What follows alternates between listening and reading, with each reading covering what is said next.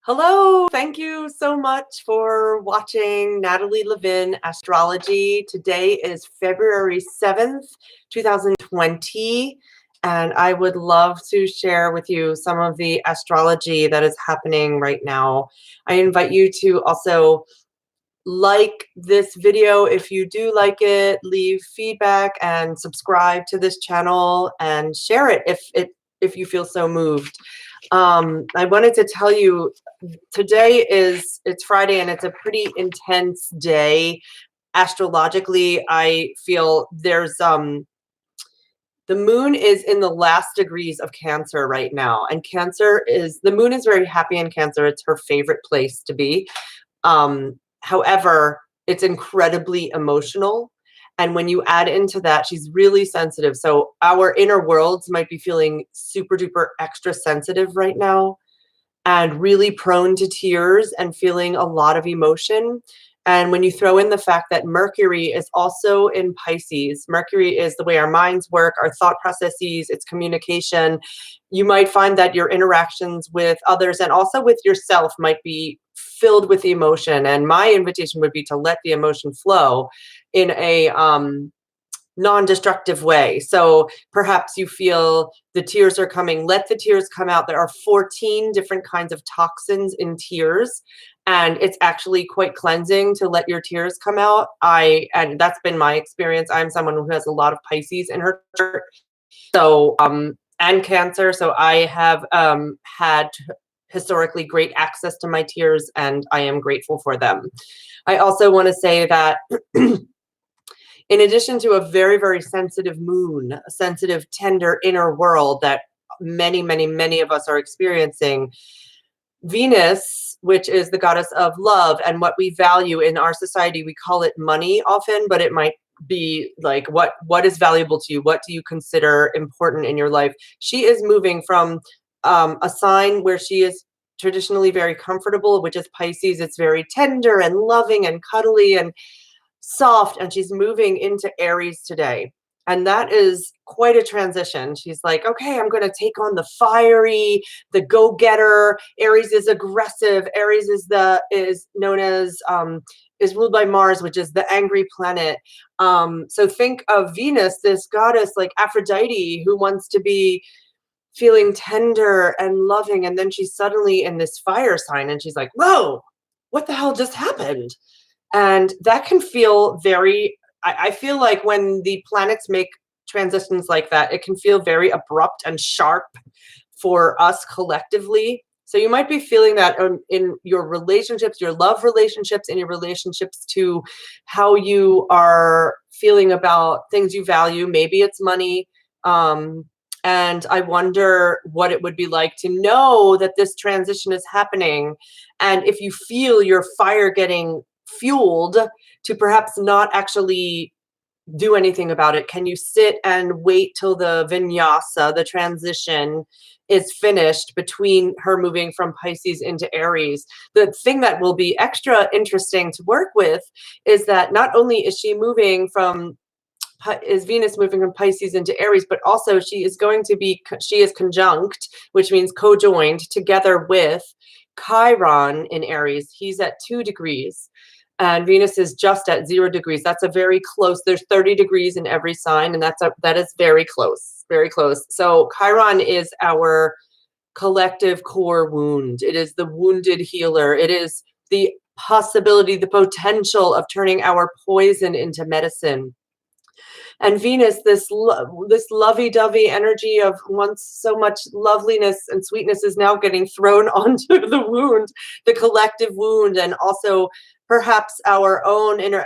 I think of Chiron often as early childhood trauma.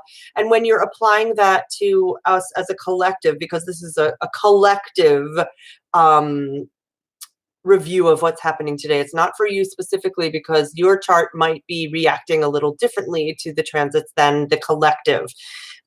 Collectively, I feel like it's people feeling really young in their woundedness. Like picture like a 2-year-old, and how a 2-year-old might tantrum and have a really big fit over and not have any self-regulation around emotions. I am expecting that today for the general public, and I've seen some of it already. I would definitely invite myself and you to, again, know that feelings aren't facts. A big emotion is not an emergency. More will be revealed. And what would it be like to wait before reacting? And instead of reacting, could you then have the choice to respond to anything, big emotions that come up for you? Because that's an intense conjunction of Venus with Chiron in Aries. Aries is the first sign. It's our very sense of isness, like the primordial sense of who I am, and it's getting injected with wounding right now, and fire, and aggression, and Venus, who is like, what is going on? Where's all my gentle green luxurious velvet? So that can feel really shocking, is my imagination. Take what you like and leave the rest about what I'm saying, because it might not match for you. We also have tomorrow, which is Saturday, the moon is going to be moving into Leo, and that is a big shift. And when she moves into Leo, she's going to be moving from watery, sensitive Cancer into Leo. That's like, it can be really out there and more outward. And that, but what is even more interesting about that to me is that she's also going to be squaring, the moon is going to be squaring Uranus. A lot of astrologers say Uranus or Uranus. I just have to say Uranus because that's what it is, Uranus. And she's going to be squaring. A square is a difficult, a challenging energy. And Uranus is shocks and surprises and earthquakes and lightning bolts and strokes of genius and innovation. So that energy moving into our inner worlds and our tender hearts, what is that going to be like? I don't know. Like it's collective again. So you might see people just going cuckoo bananas. People might be feeling actually really inspired and full of beans tomorrow. It's going to be a full moon tomorrow night, which is Saturday night in Leo. And Leo's really, I find Leo to be a very fun moon. When I meet people with Leo moons, they often really make me laugh. They're really easy to be around and congenial, and they have the gift of gab, able to chat and make fun jokes. Oh my gosh, I just noticed that my label is still on this. Nice. So that might be interesting. Mercury and Neptune are still in Pisces. Mercury's in his shadow for moving into a retrograde season. So I would expect also that things to feel very foggy and to not quite know what the heck is going on. And I also would like to remind you that with Mercury in Pisces and Neptune in Pisces, it's really hard to know what is true and what is not. So I would invite you to anything you hear on the news or the media, and I believe the media is ruled by Neptune. Correct me if I'm wrong, astrologers, if anyone's looking at this. We are in a big fog. We don't know what is right, what is real, and what is not real. So when you're unsure, can you come back to your inner, we have this 0 point inside us. I've just been watching a really cool movie called Thrive, and they talk about the Taurus, Taurus.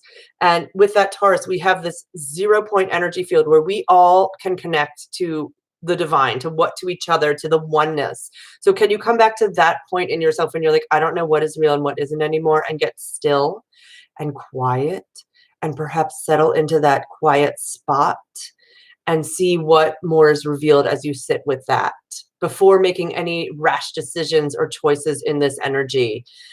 Please know that also there is a general argumentative energy going on in the whole species of humanity, because Eris, she's the goddess of, she's a dwarf planet, and she's the goddess of discord, and she's displeased. She is in a square, which again is a challenging energy with Pluto, which is the god of hell. Like she's squaring Pluto and Saturn. So what that says to me is there is this energy of I'm going to destroy you. How do I use my power? Can I use it? Can I not be a bully with my power? And instead, could I use my power to empower others? Can I overcome this energy of discord that is coursing through the entire society? And can I use Saturn, my hard work, to overcome that and then invite others to do alchemical transformation within themselves? These are all rhetorical questions. I don't know if you have an answer or not. I'd love to know if something comes up for you, and you can perhaps comment underneath this video. Um, and Jupiter is coming to meet Pluto. He's Jupiter, which is the biggest planet in our solar system. Jupiter. That's what I feel like when I think of Jupiter. He's coming. He's ebullient. He's fun. He's exciting, and he can be excess, and he's coming to Pluto, which is the god of like alchemy, destroying, rebirth, turning things to mush, power. So we are going to feel extra, extra Plutonian energy in the next few weeks. And I invite you to, easy does it. Can you do the next right thing, which might be brushing your teeth, taking a shower, if you have access to a shower, going to bed earlier. I've been really following that instruction for myself. And I am so grateful that you are caring for yourself and even trying to learn about what the astrological aspects might mean. I am rooting for you.